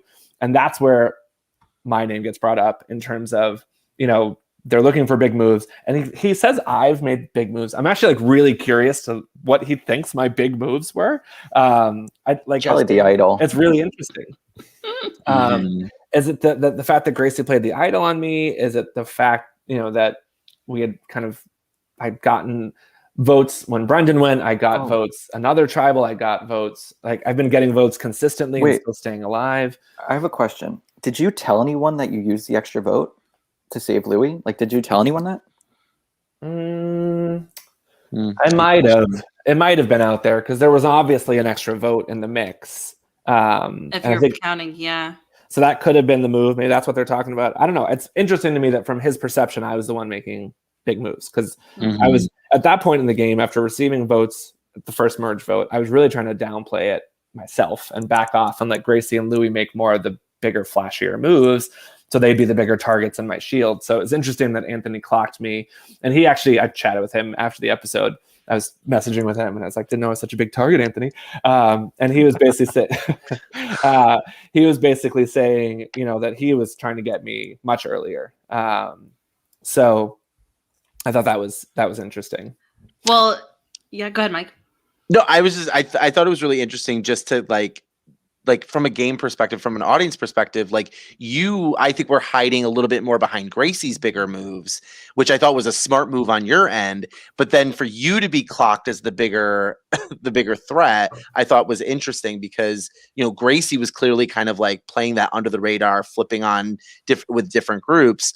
So I think because she was in with them, they wouldn't clock her just yet because she's a vote with them. So you end up being that kind of like next level person. Yeah. I think Gracie had the more relationships, right? I think she seemed more open and willing for business. I think at that point, like at porta potty time, I definitely was still like on the Gracie Louis train. Like, they are my people. At that point, like, we talk about kind of what we didn't see in the nighttime. Because I remember what's kind of interesting to me is thinking about all the stuff that was happening for those that weren't at the porta potty. And I remember coming back from that reward and instant paranoia. I felt like I was the one being talked about. There's the infamous smuggled M&Ms moment that I've talked about in my podcast, which like upped my paranoia like 5,000. And I remember sitting across from Louis, and like Louis wasn't even looking at me, and I was like, something is wrong. Like, something changed while we were gone, and something is wrong. And looking back, it sounds like Louis was just like, he knew it was him, and he was trying to figure out how to get out of that spot. But I thought it was, of course, you always think it's about you, right? It's always about me. So I was sure that it was me that was being talked about. Now, I was right in being paranoid because I was being talked about at the porta potties, but I thought it was Louis, Gracie, Rachel turning on me while I was at the reward. So it's really interesting. I remember very vividly sitting across from Louis and being like, he's not even looking at me. Like, he turned on me. And one of my biggest regrets, and I think I mentioned... Sorry, I have to bring this up. Justin, if you would have drank more at the gross food party, challenge, you could have been at the poop party. You know what I mean? I could have. It's so funny, too, because I remember... Did we have pizza at the reward? You had pizza. We had pizza, right? And so I'm lactose intolerant. I was so terrified of being on survival challenge with a sick stomach because I have a very sensitive stomach. I grew up with a stomach disease, and I was so nervous. Everything I was eating, I was like, I'm gonna end up in the porta potty the whole time and like miss out on strategy. And I was like, should have done it. I should have been at the porta potty. But I just so vividly remember like feeling like Louis had turned or something had changed, which kind of leads to my night long. Well, let's talk about this is something that I knew what was happening, and I don't know if it was really picked up in the episode. I threw the clip in there, but I'm going to go ahead and press play, and then, Justin, you could talk about what's going on. Yeah. You don't even have to waste energy, aside from lung capacity. Oh, I never noticed this. you never noticed this? No, I don't know All what I right. was looking at. So apparently, when Evan sent me this clip, he said that this happened several times. So Justin, what was going on? So at a previous tribal council, I had seen Rachel dig into her bag and pull something to the top of her bag at a tribal council that to me looked like an immunity idol. And so I was trying to, not so stealthily, like look to see if that was real. And if I didn't know if she had given Sam the idol. I can't remember at what point I remember her doing that. But I was like, I think Rachel has an idol. So I needed any ammunition at this point to try to get the target off of me. Because again, I was super paranoid that something had changed when I got back. And there's a clip later, maybe Evan didn't get it all, but I actually kind of went around the back and like was actually like digging through the bag while someone was sitting. Wow. I can't remember who was sitting there, but I was like actually like on the ground digging through her bag, which like I sound it's like such a horrible person doing that. But yeah, it was all about trying to figure out if Rachel had an idol or not. So it was really funny that they got a little clip of it because you could see me like I look to make sure it's like Rachel's bag behind me, and then I just try to do it like very stealthily behind my back. So Can we talk about one more thing at night too about what did you think about Bobby burning the challenge advantage that he got? What were your thoughts when that happened? Can you hear me? Yeah. Who you want to respond to? Oh, Justin was. Oh, what do you guys think from viewing it? And Justin, what did you think from being there? So what are your I guys' don't think thoughts I was about Bobby there. burning? I think Bobby says right at the beginning, like, I've already told Justin, or I'll tell Justin later. Oh, okay. I don't think I was at the fire. I might have been. I can't remember. I feel like he says my name right at the top of that clip. Okay, so you weren't there for it. I don't remember if I was there for it or not. It sounds crazy, but I really don't remember it. I think it's interesting, right? I think he was trying to get the target off of him. I feel I don't remember anybody feeling like that was a reason to worry about him. So I feel like it probably worked. It probably did what he was looking for it to do. I mean, I feel like on the tier of like worrisome advantages, a challenge advantage is pretty kind of low, especially like it can only use the first two challenges. And if you say, hey, I got this, I'm using it immediately, and people will just like, okay, cool, it'll be gone. Mm-hmm. Yeah, I don't know why he didn't keep it. I was kind of a little confused by why burn it in the fire. Like, tell everybody that's fine. Like, that didn't really bother me. It was just kind of like, well, hold on to it. Like, you might need that for something. So, yeah, I thought it was interesting that he burned it in the fire. I could see it coming actually from David's conversation about the big moves. That's just that's something you add. I threw away my advantage. Yeah. Or do you do it like Dean and I don't know, I doesn't say I didn't even true. need to use it, right? I still have it. It's in my pocket. I never even played it, right? You know, I think there's a lot of ways to make that move. A little behind the scenes just is that he actually did this whole speech with the telling everybody about it, reading it, about to throw it in the fire. And then David goes, wait. Evan, you should have recorded this. This is a big deal. Evan pulls out his phone and goes, all right, from the top. And so this is the second time he does it. That's funny. Because and I'm glad we get to see it. Like, this is great. So that's why I say, like, tribe handlers, thank you, record Evan. the stuff so we can see this stuff. Because I am currently back at the house completely dead. Being on video team. So it's interesting too to just, you know, as we point that out, like how many things get missed even in like 10 minutes of strategy talk, like how much we miss as viewers just simply because the, you know, and it's nothing against production, is you can't be everywhere for everything, like the lake or the pond. So like, you know, we miss all of those pieces even in just 10 minutes. So it's just interesting kind of what we get to see and what perspective we have. So this is nice to kind of know the behind the scenes stuff. Yeah, it's so crazy the amount of strategic conversations that you have kind of in your own little nooks, right? Because it's probably like this on the regular Survivor, right? If cameras are on you, people are going to be watching you and what you're doing and what you're saying, and you know, it puts a little spotlight on you. And so I remember finding little trails, little paths, little like nooks in the woods to talk, and doing it when there weren't cameras around, which then sucks because of course they can't film it, which leads to like the craziness that happened that night. Where so I get back from the reward and we won't talk about it too much. It was talked about in the podcast, but there were some M&Ms that got smuggled in somehow. And when I got back from the reward, when I got back from the reward, and I wanted nothing to do with them. I never ate an M&M. I didn't do anything. When I got back from the reward, the M&Ms. Of course you didn't. I didn't swear on the Bible. I know. I said, of course you didn't. You are Mr. Rule follower. I'm Mr. Rules. Yeah. When I got back from the reward, the M&Ms were in the bottom of my bag. And I was like, people are trying to sabotage me. Like they're trying to get me voted out. And that just like lifted my paranoia to like all ends. And I feel like, so I went crazy that night. I will fully admit I went crazy because I was like, Louis not looking at me. The M&Ms are in the bottom of my bag. I remember like when I went to bed, I grabbed the M&Ms out of my bag and I threw them in the woods. So sorry, there's probably M&Ms in the woods.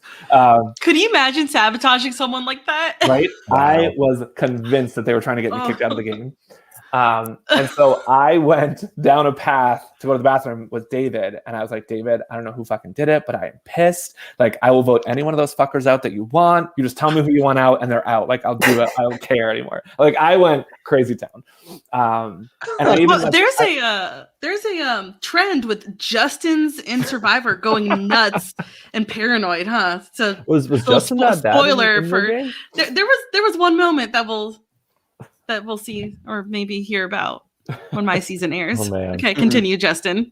So this was all before the tribal the next morning, so it is relevant to this episode. We had like this big talk, and I was like, just like, if you guys can, I was like, first I said, I think it's me, and here's why. Like, the M&Ms are in my bag. Louis won't talk to me, blah, blah, blah. I said, I'm willing to flip on my alliance. Like, if you guys get me through this next tribal council, like, I'm yours. Like, I'm your vote. Get me wherever. And I said, I'm even willing to like go with you. I think I said to final 3 or final 4. And like, if I have immunity, I'll give it to you. Right. Like I was like throwing everything, all the eggs in the basket, everything on the table. Like to David. Bobby walks up on us and I kind of rehashed the same conversation with him. And I was like, I'm in with you David guys. And Bobby, like, huh? I was like, and it's mind blowing to me now that this even happened. But I was like, I'm in with you guys, whatever you need to do. And what I should have done in that moment is like pulled Louis aside and said, what's wrong? Like, how can we get you out of the situation? Like, I should have been talking more. And I remember Gracie and I walked by Grace and I said, Gracie, I think it's me. And she's like, no, it's not you. I promise it's not you. And I was like, I think it's me. Like, I think it's me. And what I think a really interesting play on David's part is when I said to David, I'm hearing it's me. He's like, you're right. Everyone's saying it's you. Now, whether it's true or not, he fed into my assumption that it was me, right? So he either made a really smart decision in feeding that fire, right, and playing off my paranoia, or he was telling me the truth that because that porter potty conversation had happened, Yeah. that I actually was in the mix to be voted out. And so so it's just that I've rethought that moment 1,000 times. Like, could I have done something differently? I probably should have talked to Louis and Gracie more and, dug into if Louis thought it was him, like why, and like, how do we get it off him? Or if it's me, how do we get it off me? Versus flipping to the complete opposite alliance and just putting all my eggs in that basket. Is that why at Tribal you're like, yeah, I know it's me? I know it probably looks like I'm acting, but I really thought it was me. Like that, I remember looking at. I didn't think it looked like you were acting. Yeah. Colin in the audience, I was like, I'm out. Like I remember making eyes with Colin, just being like, it's me. Like I literally thought I was dead in the water. I remember on the way to Tribal, I feel like it was either David or Bobby said vote Julia, and I was like, all right, I'll vote Julia. But I literally, if you had my voting thing, I think I would have said something along the lines of, this is the only other name I've heard that's not me, so I'm going to vote this way. But what's interesting is I remember when I got back from the bathroom chat with David, like I was basically up all night and I was watching every conversation and I was sitting at the fire and Julia and Louis were like laying next to each other and you could see them like mouthing words to each other and whispering. And I was like, all right, like that's happening. So like, I just knew that there was all this different stuff that was happening. And it sounds like everyone got really paranoid about kind of Julia, and Julia was pushing. I don't remember who did Julia vote for was it? It was either Gracie or David. I think She voted David. Anthony voted David. Gracie. She voted David. Yeah. So I remember like Julia was working really hard that night to make some moves happen. And I think that was eventually like her downfall, right? I feel like everyone, like I might have been like the porter potty decision, but I feel like Julia did a lot of stuff that night to like throw the vote back on her. And I think maybe David and Bobby were assuming like Justin's going crazy, so we might be able to use him at some point. Let's get rid of somebody that's not super paranoid and trying to make some bigger moves. I don't know if that's true or not, but I just remember very distinctly, like I saw Julia working really hard that night. And Louis as well, like the two of them. And I was like, all right, that's It's like spreading like wildfire. Yeah. So it was cool. And I went into that Tribal really thinking it was going to be me. So when I got out of that, I remember walking up to David after and I was like, all right, I'm your vote. Let me know what you need. And basically pledging my loyalty to him. It's so interesting too to kind of hear you talk about like what was going on in your head, like the psychology of it all. How many different things are happening in your head that aren't actually happening in the game is just so interesting. Because I know it happens to everybody in the game. So yeah. Like, and imagine doing that on like no sleep, no food for 39 days on a beach with strangers. Right. Like I can't imagine the psychological trauma from the real game for that amount of time. Because at least like we're eating some sort of, we're sleeping sort of, right? Like M&M's apparently. Not Justin. Not me.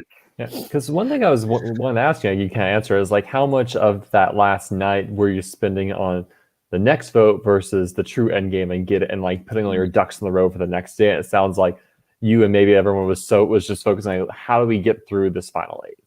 It's weird. As I said before, I don't feel like there were any like final alliances being formed to get to the end. It was all like, let's just get to the next vote, the next vote, the next vote. I don't like, to me, it didn't, I don't know if an end game was put together that I'm just not aware of, right? I obviously don't want to spoil, right? But were the players that make it to the end, like, were they conspiring earlier than I was aware of to like work together to get there, right?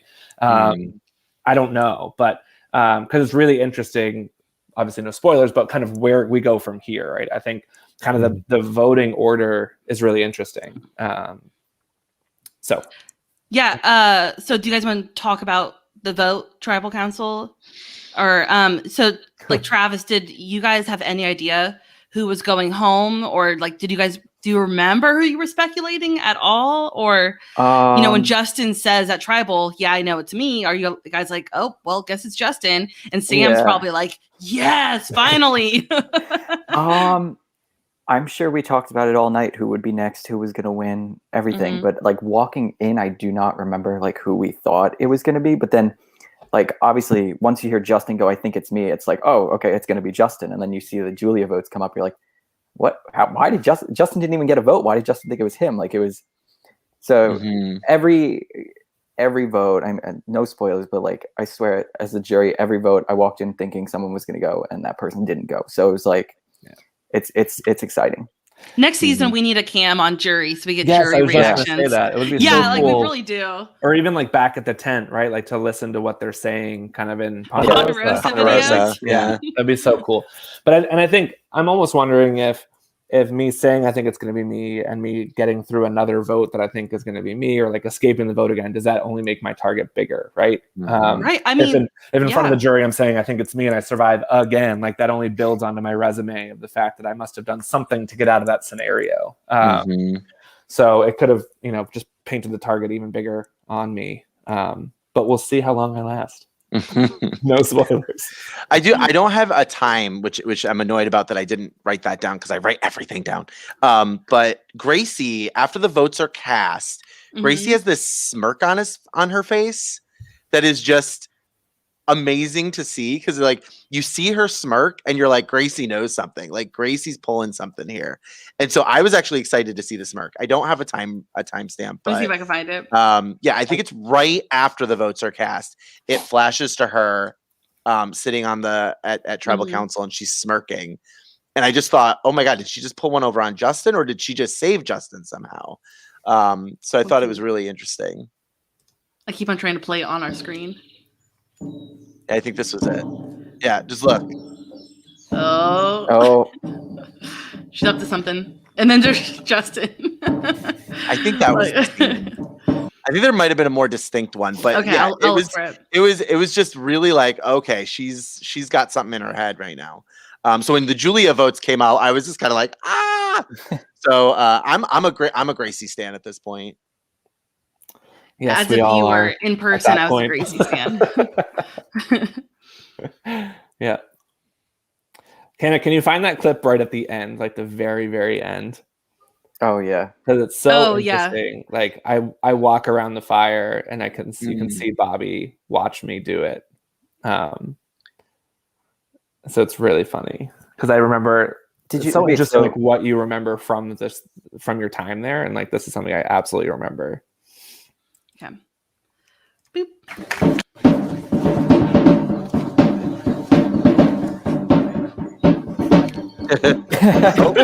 Oh. He's like, I caught you. Look at damn. It's so funny. That is awesome. I didn't catch that. Yeah. I purposely walked around the fire to do that. Yeah. David playing the fake idol. I'm interested to hear your perspective, Justin. Like when he plays that and it's not real, does that get your mind off of him having an idol? Yeah, I think it was actually a really smart move because I think, I do think it probably, we all felt at that point, like if he had an idol, he would play it. Like he just came back from exile. He's probably a target.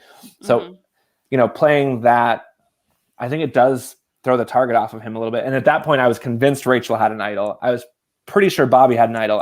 David was not on my radar for having an idol once that happened, right? So, yeah, I think it's a good move on his part. I think, like he says in his confessional, a few votes before that, he didn't play an idol when he could have and probably should have, but kind of held his cards a little closer and kind of made it through. So I think there's now multiple votes where he's been vulnerable to a point where if he had an idol, he should have played it. And so this is just another example of that. So playing the fake, I think, is a good move for him. Yeah. Yeah. Cool.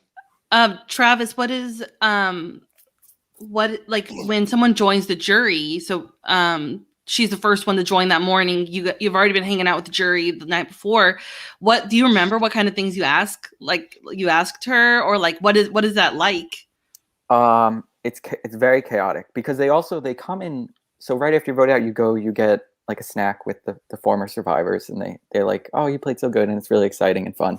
And then they take you right back. So you don't talk to anyone yet, and then they take you right back into tribal to do your exit interview, and then they finally bring you out. But at that point, usually the challenge is going on. So everyone's like half invested in the challenge, which is so far away, half invested in like, oh my God, how'd you just get voted out? But now this challenge is about to end. I want to see who wins. And you're trying to get as much information. And then all of a sudden you're back in tribal. And it's like, that last day was so quick. And honestly, with Julia, I don't even remember. I don't even remember getting like, because everyone is also like somewhat self-centered, and you're like, what happened at my vote? Why did I go home? Where did that happen? But yeah, I don't even remember what happened with Julia when she came out. I'm sure But we asked what happened definitely at night. chaotic. Yeah. It's very chaotic. Every time someone came out, it was like everyone wanted different information. And and then not on top of that, they're telling each of us we have to have a different jury question. So it was like every time someone came out, it was like, okay, this is my jury question. Now you got to think of one that's not my jury question because we all have to be different. And it was just like, it was so much happening and it was so quick. And then before you knew it, we were back in trouble sitting there watching again. Yeah. Any other thoughts about episode 13? Or I guess we got Mike's ideas of like who he's rooting for and stuff. But I mean, like, I just love hearing someone who has no idea what's about to happen. Like, I love hearing those kind of thoughts. So, Mike, what are your thoughts about I mean, Steven roughly knows what happens in the future. Sam comes back from Edge of Extinction and wins the game. It's quite amazing. And Sam wins. She would. I think David having that idol and the fact that like people don't know he's got it, I think is super powerful. I think the fact that Bobby, Rachel, and David were in hot water. What is it? 2 episodes ago, and now they're in the final 7. How? As a clear block of votes. So I think that's going to run pretty strong. So I'm rooting for Gracie. I think that she's playing a really strong game. I think Louis is super likable. Justin, I think you're super likable. I think Bobby is playing the most like interesting game because it's not as like out there. It's not as flashy per se, but he's definitely playing the game.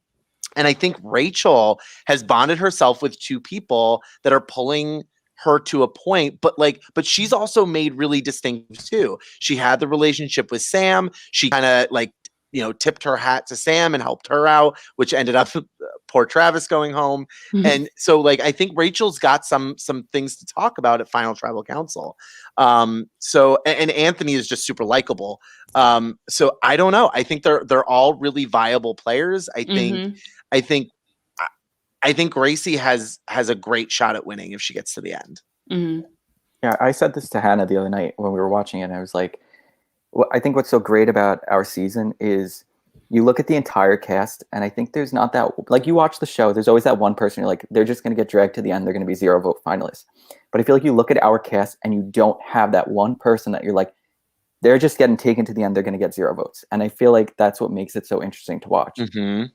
Yeah, I agree. Also showcases the power of editing, and like what Hannah's done such a great job with is like showing everybody's kind of well-roundedness. Because I feel like on Survivor, right, they know who ends up at the end, so they can edit people up or down where they want to make the audience feel a certain thing. But I think Hannah's done a great job of kind of making everybody have a little bit of a case of why they're there, and showcasing what people need to see to kind of be rooting for just about anybody at this point. Yeah, everybody gets airtime in Survival Challenge. That's right. If you have good content, it'll be in there. Well, and I think that's what's really interesting too, and to nod at you, Hannah, too, like the lack of like actual footage that you have to work with because there's so much going on that you can't film, and yet you've still created these great story arcs with multiple players, I think is awesome. So it's been a lot of fun to watch. I can't wait to see the next episode. And yeah, something that I will just belabor right now which is going to be so depressing to edit, is that I do in future episodes, I was in the strategy sessions with my camera all up in conversations. Like, I have footage of people talking, but I have a broken mic.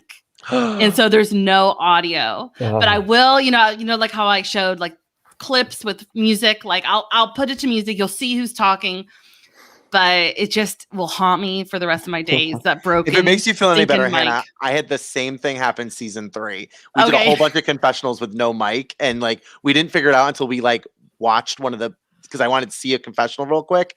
And when we watched it, there was no audio, and I was like, "Did we just tape a bunch of confessionals, no audio?" We had to go back and redo them all. It was awful. Oh, you got to go redo them? Oh, We did because we caught it. We caught it during production, so that was good. But it was rough going because we had to get people to say the same things over again. It's like, just remember everything you just said. They're like, what? Yeah, no, I didn't get to redo them. But yeah, so it sucks, but definitely now next season I know to check the mic, check the sound. Not dependable. So Steven, you have an interesting idea of how we should finish off this little recap. Steven, why don't you bring it up? Just to tease Hannah, so in the real Survivor show, there's Edgic, where people evaluate all the competitors. Are they over the top, middle of the road, under the radar? What's their chances of winning? Is the edit being favorable or negative to them? I was joking we should do that to Hannah for her editing, but I think your edit's been pretty fair. That'd be hard to do something like that because the Survivor edit's lopsided enough and is telling much more of a mystery story than I feel like the Survival challenges. And I feel like, wouldn't you say, I think about every person has like a confessional statement that is such like a winner statement, wouldn't you say? I don't know. Like if I think about it, I just put content from everybody, but everybody has a big case. It's funny, like looking back, like when we watch it back too, it's amazing how much like unintended foreshadowing there is, like of people getting voted out, saying certain things that lead to the but we only know because we know it happens. But like if you do, when the season's over and you go and you watch it back, you're like, oh my god, how did that work out like that? That is crazy. Yeah, it's been so fun to edit. We have so that was episode 13. We have 2 more episodes and then the finale. So I am so excited. I started making these episodes last April, and so we should be done by this April. So I had to take a break when I'm a teacher. When school started back up, I had to slow my roll, and it's been so fun to edit, and I'm very excited for it to be over and then jump into the next season. So I'm very excited. Any other thoughts before 2018? Well, I mean, if they let me edit 2018, I will edit 2018. Completely unbiased, of course. Definitely would want to Winners do edit. Edgic on that. I have integrity and morals, so I will be a great editor for 2018. So I need to edit what happens at our next tribal council, Steven. People have been wondering for years what happens next. Oh man, what on earth could happen? I'm more dreading the puzzle challenge heading into that than the actual tribal council. Just gonna sit through my face in my head like, what was I thinking? Well, thanks everybody for jumping in. If Steven and Mike are interested, we could do this again for next episode. The next episode that comes out in 2 weeks, we could do another recap, have some different guests come on. But Justin and Travis, thank you so much for joining and lending your thoughts about this episode. Thanks for having us. I'm excited to see who wins. I have no idea. You just blocked it from memory. So thanks, everybody. This has been a super long recap, but we will see you next time for episode 14.